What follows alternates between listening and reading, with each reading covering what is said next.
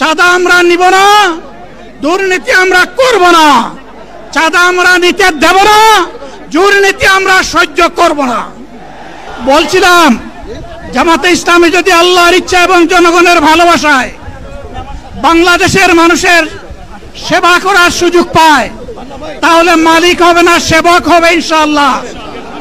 আজ আমি ঘোষণা দিচ্ছি, লক্ষ জনতাকে সাথে নিয়ে বাংলাদেশ জামাতে ইসলামী থেকে যারা আগামীতে সংসদ সদস্য হিসাবে নির্বাচিত হবেন, যদি আল্লাহর ইচ্ছায় জনগণের ভালোবাসায় বাংলাদেশ জামাতে ইসলামী থেকে সংসদ সদস্যরা নির্বাচিত হয়ে সরকার গঠন করেন, তাহলে কোন এমপি, কোন মন্ত্রী আগামীতে সরকার কিন্তু প্লট গ্রহণ করবে না।